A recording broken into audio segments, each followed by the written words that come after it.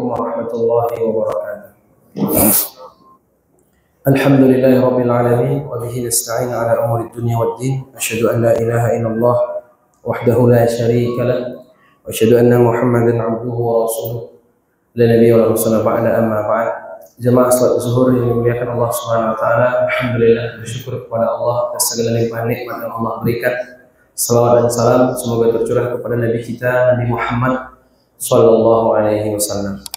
Jemaah sekalian, dalam satu hadis Nabi sallallahu alaihi wasallam mengatakan, "Tudna syamsu yaumal qiyamah minal khalqi hatta takuna minhum kamiqdari milin." Bahwa pada hari kiamat kelak ketika kita dikumpulkan di padang mahsyar, maka ketika itu matahari didekatkan, jaraknya ke kita adalah itu kamiqdari mil, yaitu 1 mil.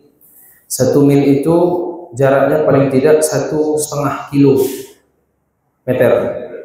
Sementara matahari hari ini jarak dengan kita 150 juta kilometer, kalau tidak salah ada yang menyebut seperti itu. Jaraknya 150 juta kilometer kalau tidak salah. Panasnya luar biasa. Kalau daerah kita mungkin agak dingin, agak adem, tidak begitu menyengat. Tapi di beberapa tempat yang lain luar biasa. Apalagi jamaah haji yang pulang kemarin, mereka bercerita panasnya 45 derajat, 50 derajat, keluar rumah harus bawa air semprotan wajah. Jamaah yang dimuliakan, kita pasti akan melewati ini dan kita akan mati, kita masuk ke alam barzakh dan kita dibangkitkan, dikumpulkan di padang mahsyar. Yang mana waktu itu nanti berdiri kita cuma cukup untuk tempat berdiri saja, saking padatnya manusia di waktu itu. Dan matahari di atas kepala cuma 1 mil, 1,5 kilo. Bagaimana panasnya? Tapi ketika itu orang nggak mati karena tidak ada lagi kematian.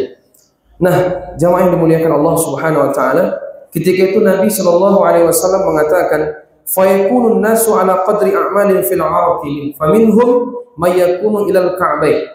Kata Rasul, waktu itu kondisi kita manusia masing-masing tergantung amal-amal keburukannya dan kebaikannya.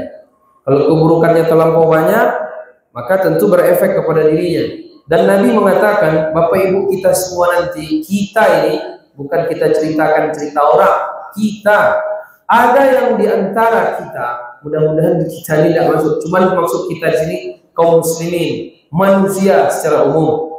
Ada yang diantara manusia, kata Rasulullah SAW, yang mana keringatnya waktu itu, kata Rasulullah, sampai mata kakinya. Ada pula, wa minhum man yakunu ilal rukbatai. Ada pula yang sampai lututnya. Wa minhum may yakunu ila ahqawai. Ada pula yang waktu itu sampai pinggangnya. Dan kata Rasulullah, wa minhum man yuljimhul araqu iljaman.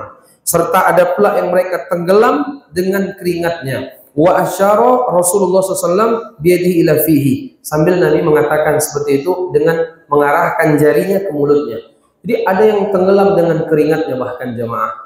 Maka kaum muslimin, di saat itu semua orang mencari naungan. Semuanya pengen mendapatkan naungan. Biar tidak saking beratnya terasa di waktu itu panas terik matahari. Maka kata Nabi dalam satu riwayat, "Sab'atun yudhilluhumullahu fi dhillihi wa man la dhilla illa dhilluh."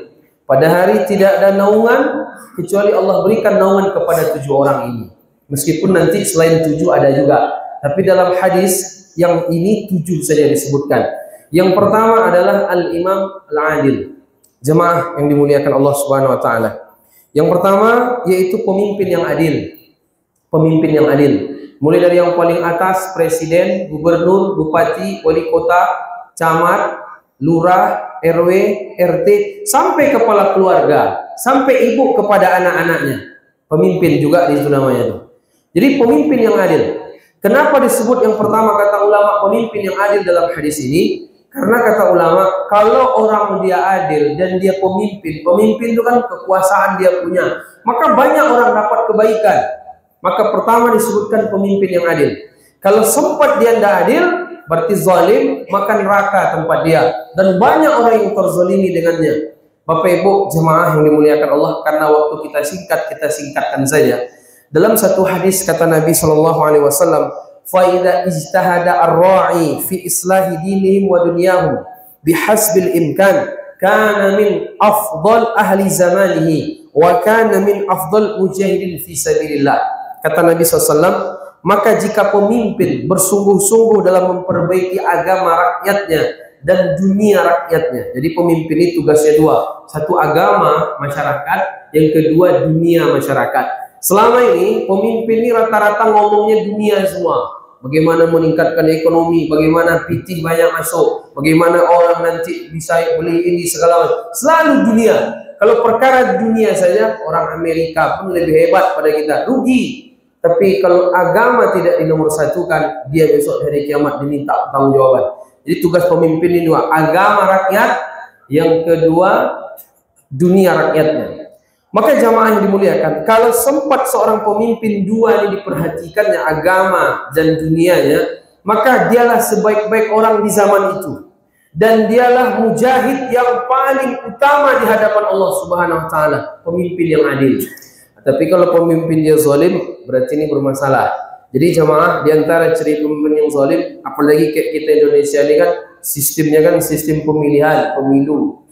Bisa jadi dia memang menang, tapi yang tidak memilih dia karena jadi bawahan dia dicampakkannya jauh-jauh. Ini zalim nih. Berarti di hari kiamat diminta pertanggungjawaban pemimpin yang begini. Mentang-mentang dia nggak dipilih, tapi dia udah menang juga. Dicampakkannya orang tugas, orang dah enak-enak sini tak kemana-mana karena sakit hati dia, tidak murni gitu ya. Ini zalim dia nanti. Jemaah yang dimuliakan Allah Subhanahu Wa Taala. Jadi kalau pemimpin dia adil, maka Allah akan berikan naungan kelak nanti di hari kiamat. Yang pertama, yang kedua, dia bertahap-tahap kita.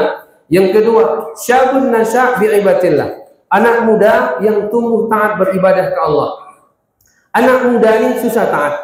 Bapak Ibu dulu rajin ke masjid sejak muda atau pas sudah tua nih? Tentu pertanyaan kan? Tentu kita tahu apa jawaban masing-masing. Rata-rata orang kalau kita ceramah, ustadz tausiah, itu yang isinya orang tua-tua semuanya. Rata-rata orang dia ke masjid kalau udah tua. Tapi waktu muda susah memang. Makanya itulah hikmahnya tua. Tapi kalau kategori yang nomor dua, Bapak Ibu tidak dapat. Kalau memang Bapak Ibu mulai rajin beribadah pas sudah tua. Masa muda berakhir 40 tahun. Kalau orang umurnya di atas 40, udah tua itu berarti. Lalu kalau dia mulai taat umur 50, umur 55, 3 bulan menjelang pensiun, ini biasa nih. Memang harus begitu. Yang gawat, kita udah tua, tapi tidak juga ke masjid. Yang gawat nih udah tua, tidak juga ngaji. Udah tua, tidak juga baca Quran. Udah tua, tidak ada kesadaran saya nanti mati, apa amal yang sudah saya bawa ini. Ini yang gawat nih. Padahal tua pun taat, gawat itu sebenarnya. Kenapa nggak sejak muda taat? Karena masa muda fisik kuat, sholat tahajud lama-lama kuat, kita mau apa semuanya siap, tapi susah memang. Sampailah Nabi mengatakan anak muda yang taat beribadah. Anak muda ini paling susah taat. Makanya Bapak Ibu jamaah, mungkin ada di antara jamaah juga waktu muda pun berleha-leha, santai-santai, entah ke sana, entah main ke sini. Anak muda ujiannya banyak. Pertama, dia belum ada tanggungan. Yang kedua, fisiknya masih semangat, oke, kuat. Dan dia masih penasaran dengan dunia. Bapak Ibu masih penasaran? Masih ada cita-cita Bapak Ibu, mungkin ibu-ibu mau jadi polwan, bapak-bapak astronot, masih ada? Bapak udah dapat rumah kan? Udah punya kendaraan. Gimana rasanya? Biasa aja kan? Biasa aja. Dulu waktu umur 15-20, nanti saya mau punya ini, punya ini, punya itu. Habis punya, biasa aja kan? Biasa. Dunia menipu. Wa mal hayatud dunya illa mata'ul ghurur. Saya perhatikan wajah Bapak Ibu ini kena tipu sih semuanya. Dah banyak kena tipu nih. Menyesal, utang banyak juga, tapi awak ada pontang-panting mencari duit. Ada orang santai-santai tidur-tidur duitnya banyak. Kita udah pontang-panting kena hariat, naik asam lambung, utang banyak juga. Punya rumah memang kan? Punya rumah memang. Punya mobil ya, tapi tertipu selama ini. Udah punya, biasa saja. Hidup di dunia itu begitu Pak. Dia belum dapatnya enaknya. Kalau udah dapat, biasa aja. Misalnya Bapak Ibu pengen beli mobil Fortuner misalnya. Kalau belum dapat, sama saya juga belum dapat. Itu mantap nampaknya. Nanti kalau udah dapat, saya rasa biasa aja. Sama, kita dulu beli Honda Astrea Supra 125 apa cc, second ya kan? Second 2008. Belum punya, oh nanti enak nih mesti pergi jalan-jalan, pergi ceramah segala. Udah punya, biasa aja. Biasa aja. Nampak NMAX malah selera NMAX ya kan? Nanti pun kalau dibeli juga biasa aja. Jadi dunia nih Pak, sebelum dapat enak, kalau udah dapat biasa aja. Maka biar enak, nggak usah dapat. Enak terus udah. Enak orang kaya rumahnya begitu mewah, tingkat mengarah ke Gunung Singgalang, Gunung Merapi, indah sekali. Kan begitu tuh, bola balik. Orang di gunung pengen ke laut, orang laut pengen ke gunung, kan begitu kita nih. Orang Bukit Tinggi udah jelas udah jam gadang, pergi juga dia Pekanbaru liburan. Orang Pekanbaru pergi ke jam gadang liburan, bola balik. Nanti pas hujan, kapanlah kemarau? Udah pas kemarau ditanyanya hujan, kan begitu bola balik aja tuh. Punya mobil mewah, pakai sepeda, kan aneh-aneh orang sekarang. Yang bersepeda pengen punya mobil. Yang punya sepeda mahal-mahal tuh orang-orang kaya itu Bapak Ibu, 500 juta beli sepeda. Kita second 350.000 patah, ya kan? Dulu orang nggak punya duit bersepeda, sekarang orang kaya bersepeda, bolak-balik. Bahkan di luar negeri sendal swallow 1 juta harganya. Ada video saya lihat. Kita swallow 10.000 biasa ya. Bagi mereka, jadi ada bolak-balik nih. Baju robek-robek di mall dijual sekarang, bolak-balik ya terus. Yang ini ke sini, yang ini ke situ. Habis umur, kematian pun datang. Alhaakumut takasur hatta zurtumul maqabir. Wa mal hayatud dunya illa mata'ul ghurur. Tidaklah kehidupan dunia menipu. Bapak Ibu udah punya prestasi semua kan? Tapi Bapak Ibu merasa Bapak Ibu belum punya apa-apa. Tidak ada apa-apanya kan? Sampai umur 60 begitu-begitu aja kan? Tertipu. Coba dulu masa muda saya pengajian. Coba masa muda dulu saya belajar bahasa Arab. Pandai saya baca kitab kuning. Bisa saya menasihati anak-anak saya, istri saya. Coba dulu sholat duha. Coba dulu tahfiz. Tapi dah lewat ya Pak ya. Bapak Ibu dah tua semua. Maka anak Bapak Ibu nasihati. Jangan ikuti langkah Bapak Ibu yang salah. Kalau salah. Tapi kalau benar, lanjutkan. Jadi anak muda itu paling susah taat. Kenapa? Sehat badan. Saya baca keterangan. Dalam parenting, Bapak Ibu, ilmu parenting sedikit-sedikit saya kaji. Anak itu paling mudah dinasihati kalau dua. 1, sedih, 2, sakit. Orang sedih, 1, orang sakit itu paling mudah nasihatinya. Maka Bapak Ibu, kalau susah orang dinasihati, tunggu aja dia sakit. Nanti mudah nasihati dia tuh. Tunggu aja. Saya kalau tahu sih ya, tidak mau, tunggu aja Bapak tuh sakit. Jadi kalau udah sakit, tidak usah kita datang. Dia yang datang. Ustaz, bagaimana bagus ini? Bagi aja langsung Pak, sebelum nanti ribut warisan. Jadi orang-orang tua itu banyak taat sama Allah ya. Kalau udah tua kan banyak taat. Kenapa? Karena banyak sedih dan sakit. Bapak-bapak, ibu-ibu udah banyak yang sakit. Makanya mulai banyak ke masjid ya kan? Coba sehat-sehat seperti anak muda, itu susah. Sempat Bapak Ibu tidak tua-tua ini, saya khawatir juga. Jangan-jangan tidak ke masjid. Maka daripada itu, Bapak Ibu jamaah, anak muda yang tumbuh taat beribadah, ini dikasih apresiasi. Tapi untuk yang nomor 2 nih, kalau ada orang taat pas sudah tua, tidak dapat dia.